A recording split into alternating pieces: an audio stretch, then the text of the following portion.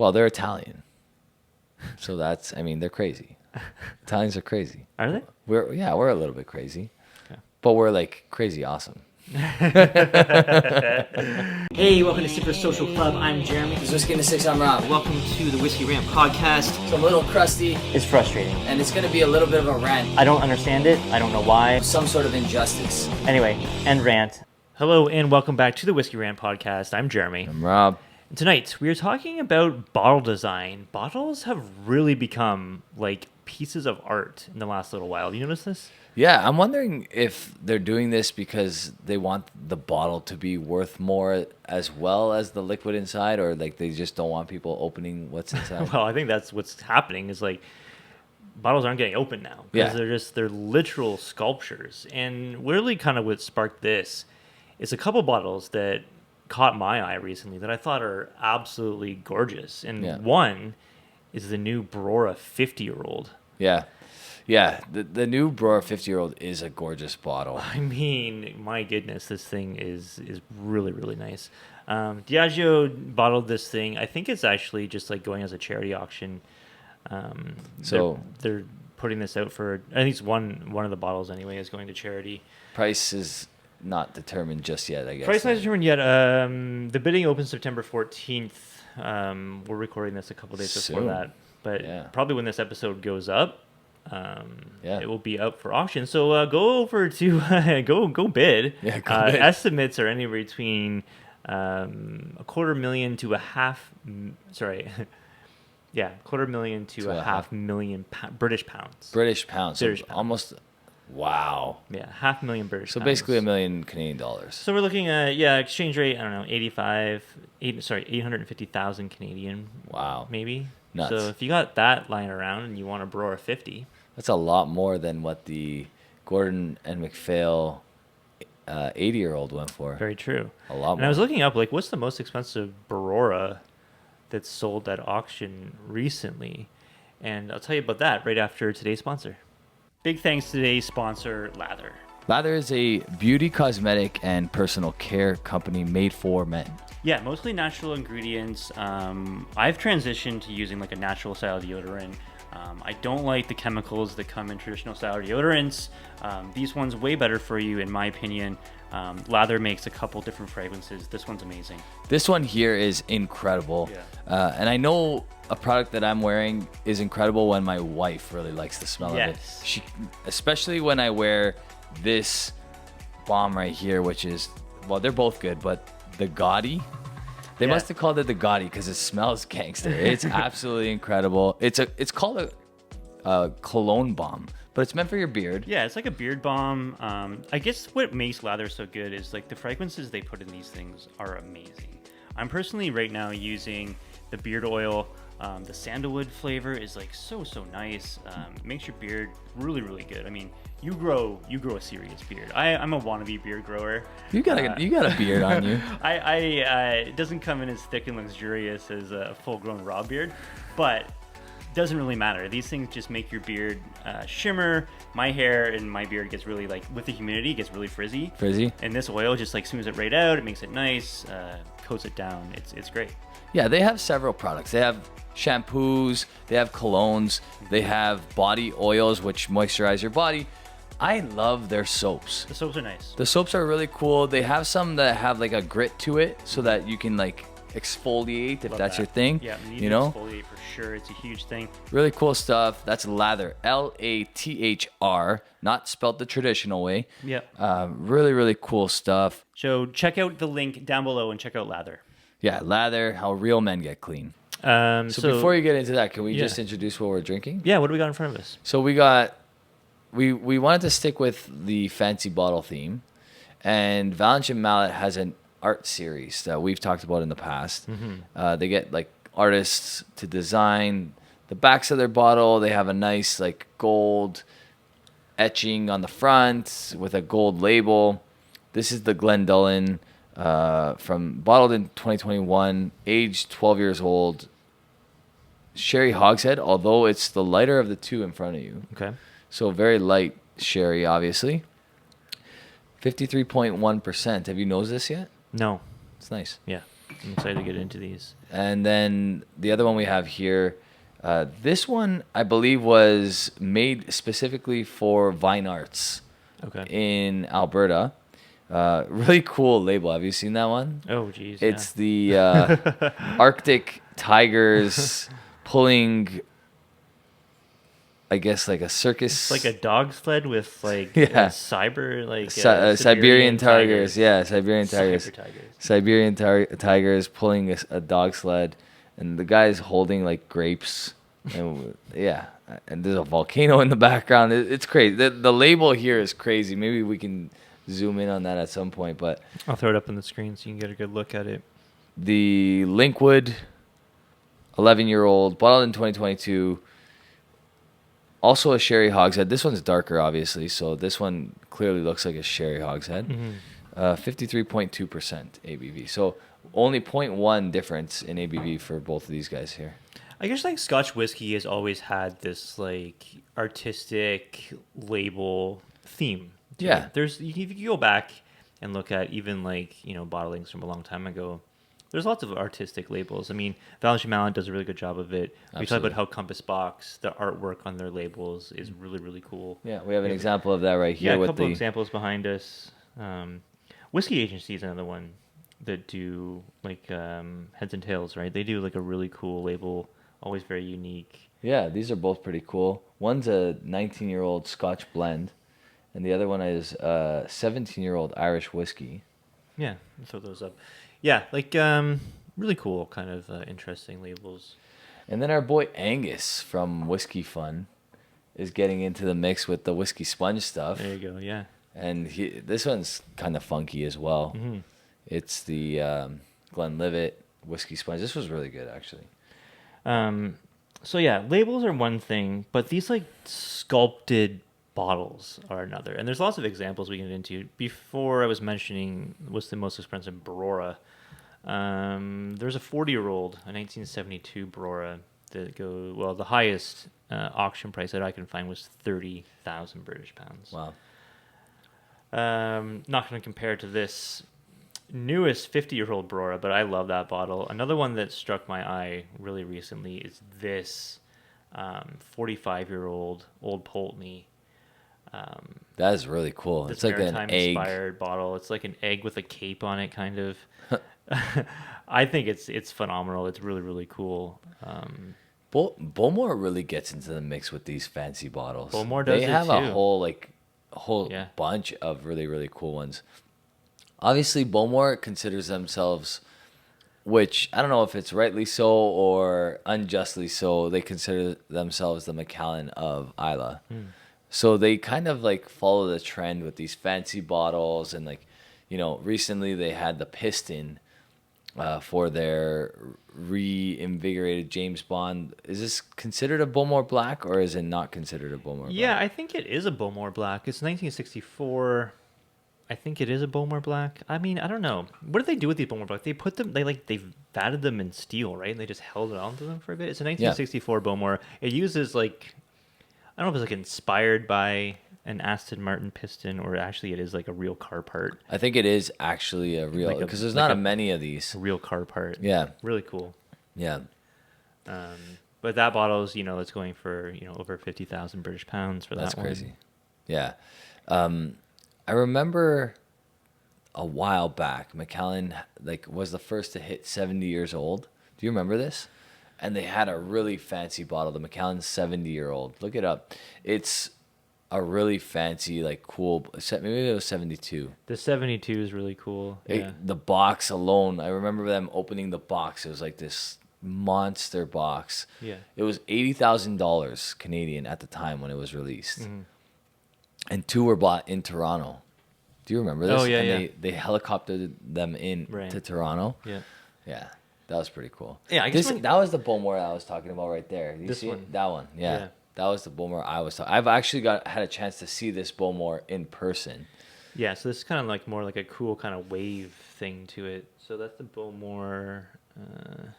52 years old. Okay, so yeah, it's the Bowmore Arc 52. Really cool bottle design. Yeah, super cool. And you need a key to open it up. Oh yeah. I saw the whole presentation. It was actually really cool. But again, a sculptor, like a sculpture of a bottle, it's really, really interesting. Obviously, these price points are just make them crazy. But yeah, like liquid art in a bottle. So like Macallan has kind of done really cool stuff with like Lalique and whatever else, but like this like sculpted creation is something kind of new. Yeah. Imagine having the balls to throw one of these up in the air. Oh my goodness. Remember that? Yeah. So we were at. Did we ever tell this story? We did tell it.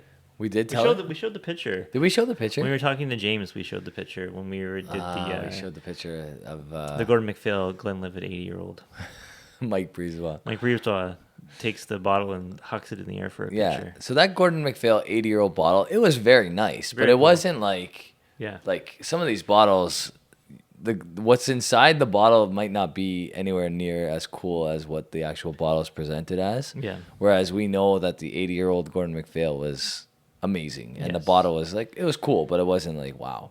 One of my favorite Gordon MacPhails is this Generations Mortlock 75. It's like kind of a teardrop kind of bottle. That is really cool. Really, yeah. really cool. That I is- really like this one a lot. Gordon MacPhail has had a bunch. We recently got to pour our own Gordon MacPhail that was 70 years old, wasn't it? Mm-hmm. Was it not 70 or 60 years It old? was 70. Was it 70? Yeah.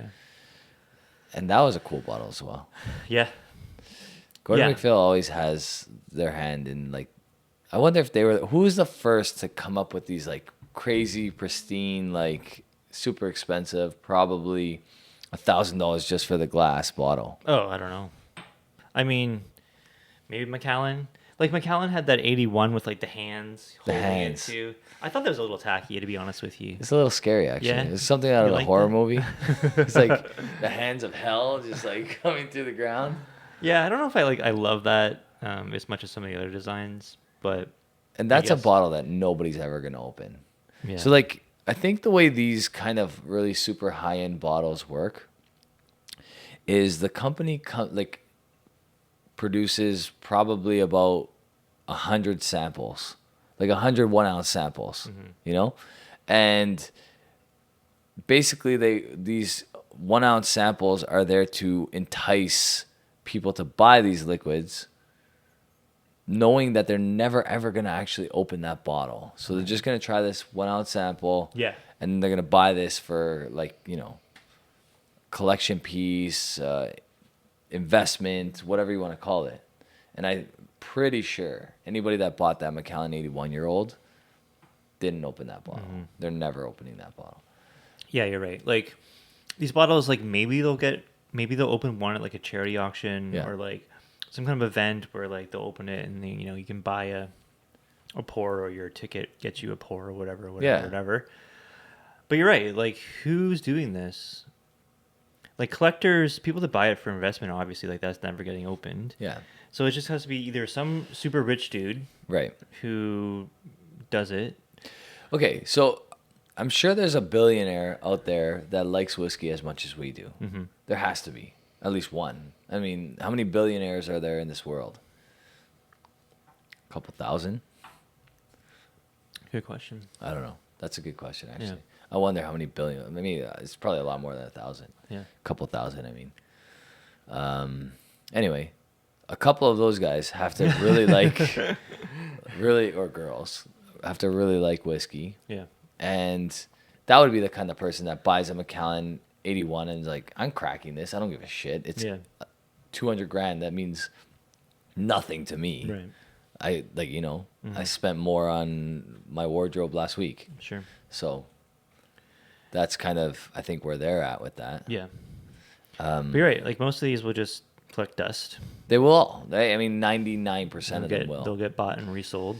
Yeah, I mean, so I wonder because I remember having this conversation with James about the Gordon MacPhail 80-year-old, and he thought that a bunch of people would actually open that bottle. Yeah. Maybe based on the price, he definitely has a better finger on the pulse when it comes to like knowing what the market is for something like that Sure. and who's buying it, Yeah. who's gonna actually open it. I just still, even like I know he knows more than me about that kind of stuff. I still have my doubts that anybody actually opened that bottle. I mean, it's crazy to think about, right? Like opening it and drinking it. That's why I think it's mostly done at like charity events or whatever else. Those crazy whiskey shows. Maybe sometimes they'll open something crazy like that. If you were lucky enough to be invited to something where they shared samples of it, you're some of the few people that'll ever get to try that, no matter what. Yeah. But even the bottles that were produced are not going to be open. So you might actually have tasted something that someone who bought that bottle will never taste. Yeah. Right? Yeah. So. Yeah, exactly. Yeah. But yeah, I mean, like, I guess it's like, people are going to watch this and be like, what do we care about, like, these crazy sculpted bottles that, have an insane price tag that no one's ever even going to drink? I mean, I can look at it and appreciate it. Yeah. I don't need to be, like, hating on it. No, I mean, I think that goes for everything, right? Like, I'm sure people looked at the Mona Lisa when it was first created by Leonardo da Vinci, and they're like, "What the hell is that?" Like, that's nothing. It's it's great. Like, I did the same thing in my, like on my stone. When it's like, it's a great portrait. I got millions of portraits right here. That's great. Yeah, but it lasted, like, it went through the test of time, and it's like we talk about it still how many years later. So some of these bottles might be that. And that's where it becomes cool, because maybe this generation doesn't appreciate it. I mean, I think I appreciate, like, design and the creativity of it. And, absolutely, the artistic nature of the. I mean, does the distillery get the credit for that though? No, it's the artist that made it. Sure, they outsource. I'm sure they outsource. Of course they do. They're all these artists. They're doing it. They're really cool. They're not doing it. They're getting, like, people are probably bidding on the ability to design it for them, and, like, they're getting paid to actually submit their design. Yeah, I mean, like, for us, obviously, like, bottle design and labels don't have an effect on our purchasing decisions. No. We can appreciate a good label, Yeah. and there's really, like, lots of affordable whiskey that do labels really, really well. And if we can get a nice fancy bottle, we'll use it as an infinity bottle eventually. Right, like we mentioned with the Glenturret 12. Yeah. It's a really nice bottle. Yeah, so it's a cool bottle. We'll use that. I mean, if you ever were the one guy that opened that Macallan 81-year-old, for sure you're reusing that bottle, and you're going to, like, put it in your office. So when people come over, they're, whatever Scotch you poured back, like, after you finish that bottle, which will probably last you like 5 years. Use that as a decanter for the rest of your life. Right, exactly. Yeah. It becomes the decanter for your house. Do you have a favorite of something you've owned? Like a bottle you've actually owned? Like, what's your favorite one? Like, my favorite of all time bottle? Yeah. You know what I used for a really long time as an infinity bottle is the Canadian Club 40-year-old. Yeah. That was a cool bottle. That was a cool bottle. One. Yeah. Etched at the back, had, like, some, like, cool detail to it. But do I, like, care about a bottle design? Not at all. No. Not at all. Yeah. Like, would I buy I guess a better way to phrase that is, would I ever buy a bottle based on the way it looked? And the answer is no. Right. Yeah, like, some of my favorite whiskey and the whiskey I buy the most, they're probably my least favorite bottle and label designs. You hate Glenalky's label. I do. I hate the text. I don't like Glenalky's text at all. Yeah. But I buy a lot of their whiskey. Right. It doesn't matter. Yeah. I'm not a huge fan of Springbank labels. I don't think they're anything special. I don't like them that much. But it's my favorite distillery. I've said before that I think that Balvenie is one of my favorite. I love their bottles and I love their labels. But when's the last time you bought a core range bottle from Balvenie? You know what? I drank some Balvenie Doublewood. Okay. 43%. Yep. Man, that drink's so thin. It's super thin. It's way worse than it used to be too. Yeah. They are living off. I can't believe how thin that is now. So they've always disappointed me with their core range. They have some cool expressions outside of the core range. Yeah. But they haven't had a whiskey that I'm, like, proud of in years. Dude, that 12-year-old Doublewood has dipped so badly. And that's a whiskey that really suffers at 43%. Oh, yeah. Like, we've talked about Ben Romick 15 at 43 being great. Yeah. This does not drink great at 43 for Balvenie, man. It's bad. They definitely chill filter the crap out of that stuff. They're using their 12 on the dot, like, age stuff. And they're also, like, the casks are probably pretty old. Dude. Weathered. Such a disappointment. Such a disappointment. Yeah. I was like, what? This is a shell of how I remembered it. Yeah. It's sad because Balvenie and Glenfiddich have so much potential to be, like, incredible distilleries. Right. And they just pissed it away to be mass market. Yeah, they just pump out volume, right? Like, Yeah. That's what they do. What are you thinking about these whiskeys right in front of you? Really right now? nice. This Linkwood does not drink like a core range Linkwood. Not at all. It's okay. I would never so guess Linkwood ever in my life. I bet you're gonna like the Linkwood more than I am, and you know why? I think you might know why. What, you think it's got sulfur? Mm-hmm. It does. It does have sulfur. Yeah. It's not like off-putting sulfur. It's just heavy sulfur on the back end. It's like I said. It's not the kind of sulfur that I'm disgusted by. Yeah. It's the kind of sulfur that I'm like, okay, in small doses, it's good. Yeah. This amount, it starts to get like, whoa, that's a Yeah, lot of sulfur. you're right, and it does. It's more than just the matchstick. It's heavier. It's ash. Yeah. It's ashy sulfur, which is better than the other kind of sulfur that you can get, right? Way better.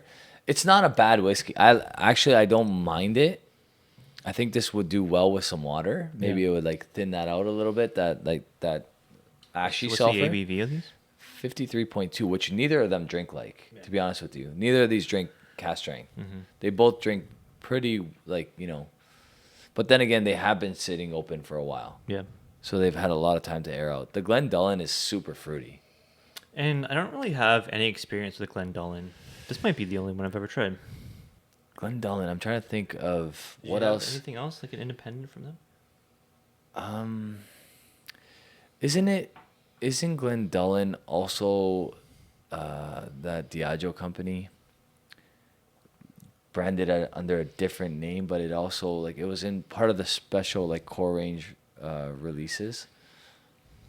What was Not it called? sure. Type in Glendullen, see what comes up, because I have a funny feeling they're associated with a distillery that is what is it? If you're gonna say it, it's at the tip of my tongue. They don't bottle core range. Single malt Scotch Singleton. distillery. Singleton. Oh, Singleton. Double check if I'm correct, but I feel like Glendullen is Singleton.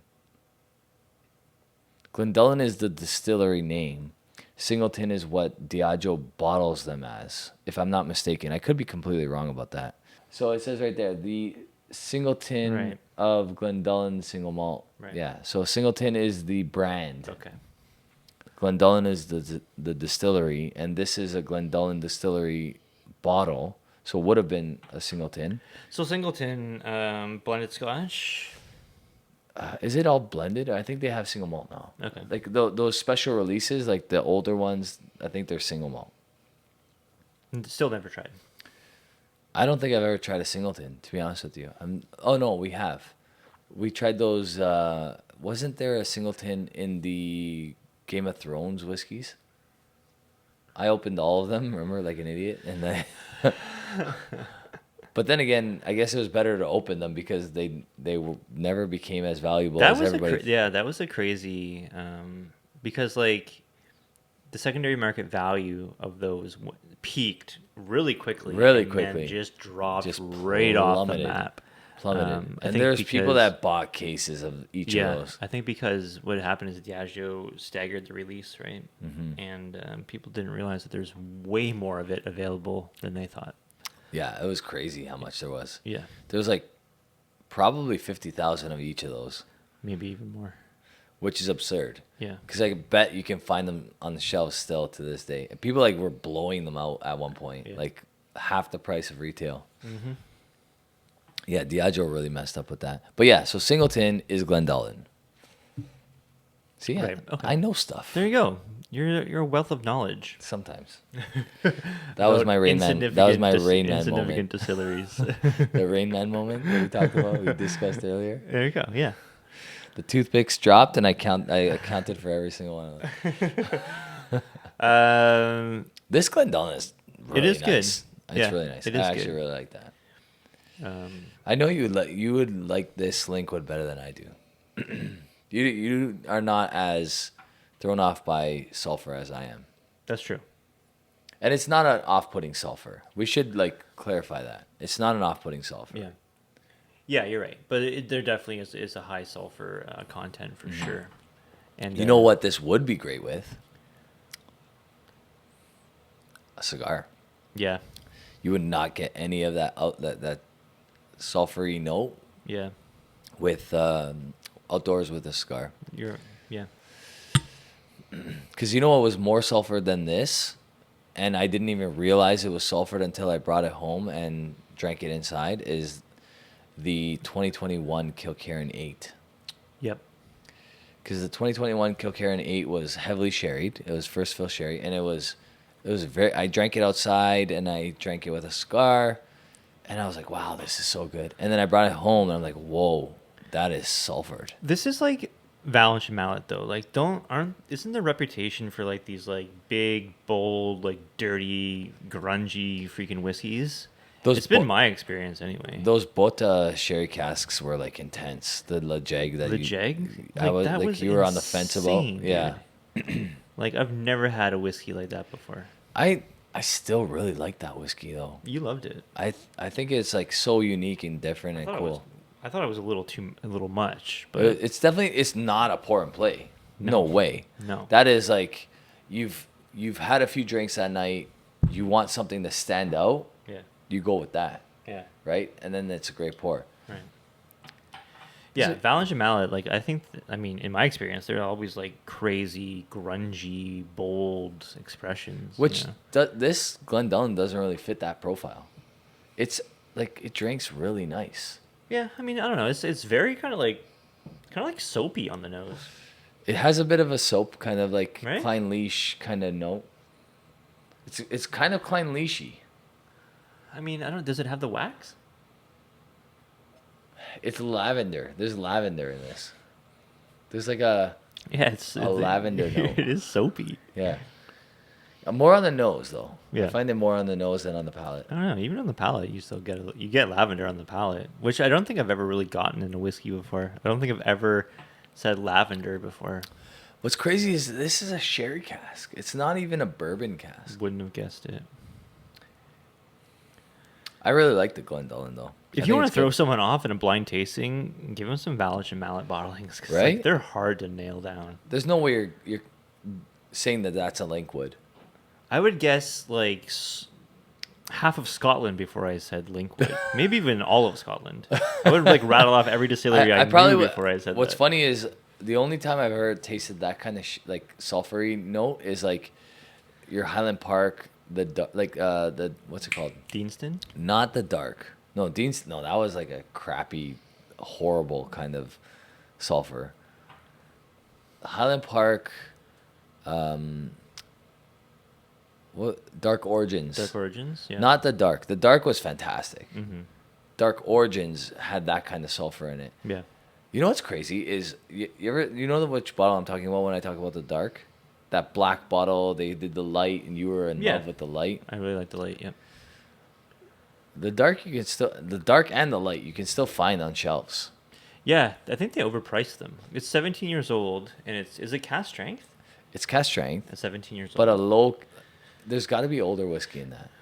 Why would they price that at was like 400 and something dollars? yeah. And then the same year, the full volume was like $120 Right. at the same At age. 14. It was 14. No, it was 17. Really? It was 17, 18. No way. Yeah. So the same age. That's why I think there's older whiskey in the light and the dark. Yeah, very well Right? could be. It came in a nice presentation box, too. Beautiful presentation. Nice bottle. I bet you they dropped some like old whiskey in there. Yeah. Because that light did not drink like it was 17. I really like that one. Yeah. That light drank like it was like 25 plus. Mm-hmm. Yeah. And it was priced like the 21-year-old at the time. Yeah. Getting back to these labels, like something like Whiskey Agency, right? Like something like this. Do you like this kind of like artwork on a whiskey, or are you like kind of more the classic style, just like give me a label with the information on it kind of guy? What's cool about Whiskey Agency, and actually let's go to Whiskey Sponge for a second here, because the details you get on this bottle are obscene. Have you ever seen this?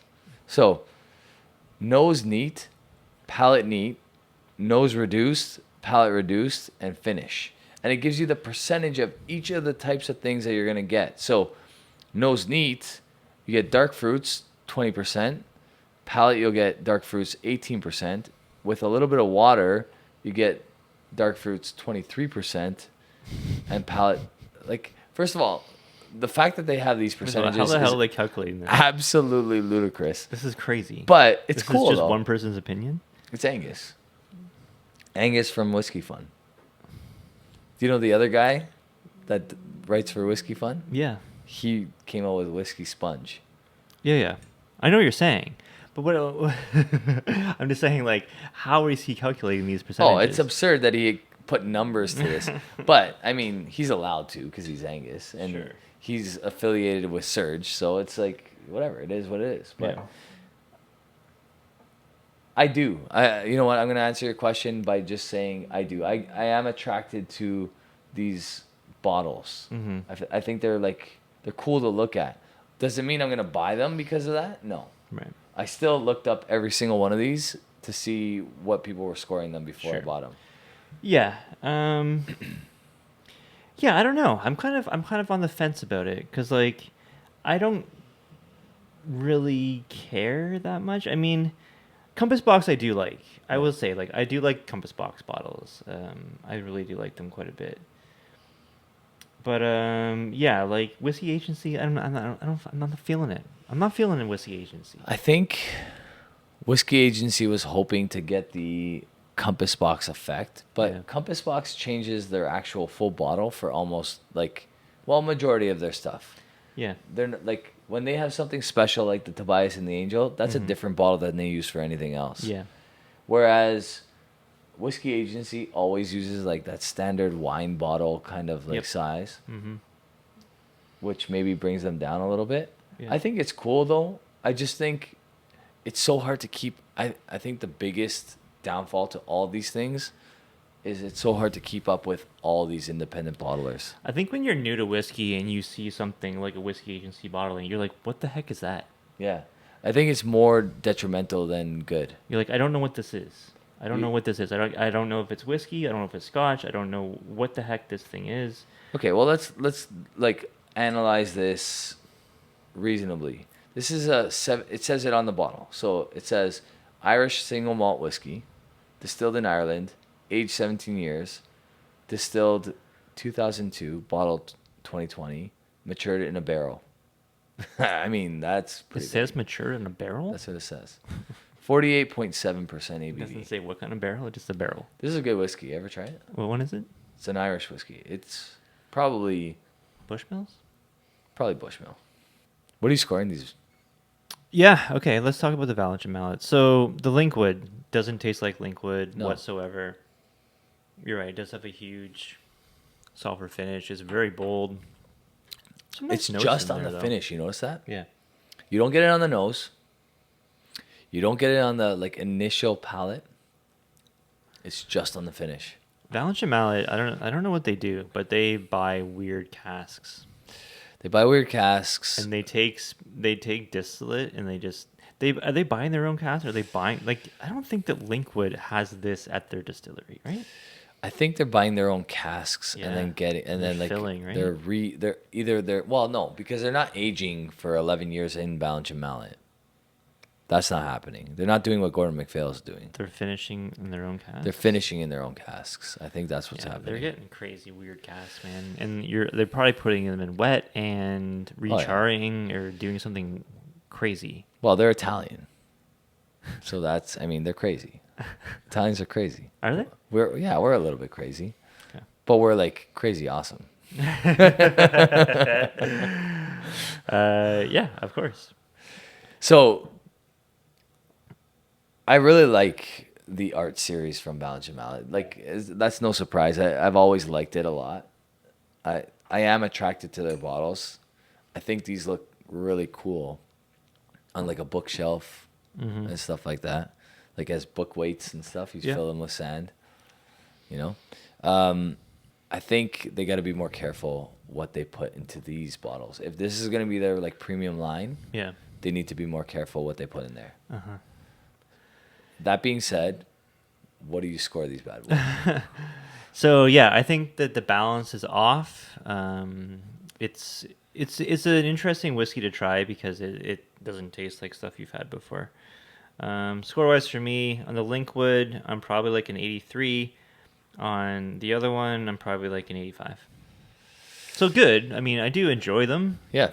But yeah, they're not like the refined like whiskeys that I would score probably higher. The balances are off on these. Yeah. For sure. So they're both about $120. I should say that. Yeah. So I mean, they're cask strength and all those other things. Single cask, cool bottle, nice presentation. The Linkwood, I'm gonna go a little lower than you. I'm going to go probably 81. Just because I have a tough time with that sulfur. Right. Yeah. The Glendullen I actually like. I don't mind that soapy note because like I don't mind it when I'm drinking Klein Leash. I think it's probably like an 86 and a half, 86 for me. Okay. Yeah. I like that. That's a good mark. Yeah. That's an 86 for me, for sure. Yeah. Okay. Yeah, I mean, we're not too far off, I guess, on these. But yeah, I mean, as far as Valinch Mallet is concerned, I've had better. For sure. Now, I mean, I guess the way I always look at it is, would I buy this again? And this one I would. That one I definitely wouldn't. Yeah. Getting back to the very expensive sculpted pieces of art that are coming out nowadays, do you have a favorite? Do you have one that kind of stands out to you? Is it the Aston Martin or the Brora or that old Pulteney or something Macallan's done? It's actually the old school, like, Viking metal, like, sword forged Highland Park 50. The Highland Park 50. The Highland Park 50. Yeah, very kind It's of got, like like, twisted. Yeah, kind like, of like. it's got like all kinds of metal going on. That's a cool bottle. The newer one's not as fancy. Yeah. There's some cool ones that Bowmore did, but I think it's got to be that Highland Park. Yeah. And you could tell that the liquid is like super dark and sherried inside. Yeah, and for me, I really do like this Brora, like this like kind of like eye in the like the bottle makes like the iris of the eye, and like the box is kind of like the outline shape of it. I think that's really, really cool. I really like that. And that old Pulteney, like the egg that has the cape on it that's kind of flowing. I do like that a lot. I think that is really, cool really too. Cool. I love those two. Yeah. The teardrop one is really cool from Gordon MacPhail. Gordon MacPhail teardrops ones, yeah. I don't like the Macallan 81 with the hands. No, the hands suck. I think it's stupid. I think, the 80-year-old Gordon MacPhail is also better than that. Yeah. Yeah. As far as like practicality, out of all of them, like which one would I want to, if I had I would love to see how you open those bottles. Well, that too. How do you open it? That one that looks like a spaceship from Bowmore is pretty cool. With the key, you open it with a key. Mm-hmm. That's pretty cool. Yeah, I mean, I appreciate like artists like sculpting like cool bottles like that, and I hope they keep it up. Like, I mean, whatever. It's like it's irrelevant to us. It's irrelevant to us. Yeah, it's irrelevant to us. Yeah. But I do like seeing it, and it is cool. It's cool that Diageo like did this Brora for a charity thing. I think it's if they can raise £500,000 British pounds for charity, that's really cool for them. I think out of all of them, the company that thinks of practicality the most is Gordon MacPhail, because like when we poured that 70-year-old, it's not like it was hard to pour. Mm-hmm. That 80-year-old doesn't like feel like it would be hard to pour. We got to hold it. Yeah. Yeah, you need neck design where you can like the whiskey will kind of hold in like a little like bubble, right, and then go into the bottle. Yeah. But yeah, some bottles do that better than others. Yeah. I do like that. That was actually like I feel like Old Pulteney is very good for that, and Springbank's pretty good for that too. Balvenie is good for that as well. Where the bubble at the neck, the top of the neck, kind of like holds, and it doesn't make you pour too much. Yeah. right? Yeah, because on a fresh crack, when the bottle's full, it is sometimes very hard to pour Yeah. precisely. Yeah. So those two. Yeah. Yeah, I'm looking at bottle shape now, and Springbank is the shape of their bottle definitely accommodates that. But look at the Pulteney. Look at that old Pulteney. That's perfect. Right That's there. the one. That's why I Yeah. mentioned the Pulteney. Yeah. I said the old Pulteney Yeah. because it really has a bulb. Yeah, because they almost they're trying to mimic a still, right? Yeah. Yeah, so it does work for them. Leave us a comments down below. These super expensive pieces of art sculptures that you're seeing nowadays with these bottles. What do you think about them? Do you like them? Do you hate them? Is there one that stands out for you? And what have we missed? Because we've not talked about probably so many really cool bottle designs that are out there. There's a bunch of Glenn Farkless that are really cool. Really cool 60-year-old. stuff that we haven't mentioned. So if you have a favorite, leave it in the comments down below and we'll check it out. Maybe it'll become one of our favorites as well. And label design. Do you have a favorite bottler that does labels kind of cool? Yeah. Because there's so many. There's so many really cool a pieces, lot. artwork labels that are out there. Yeah. Yeah, definitely. That's going to do it for us. Thanks so much for watching, guys. We much appreciate it, and have a good one. Cheers. Cheers.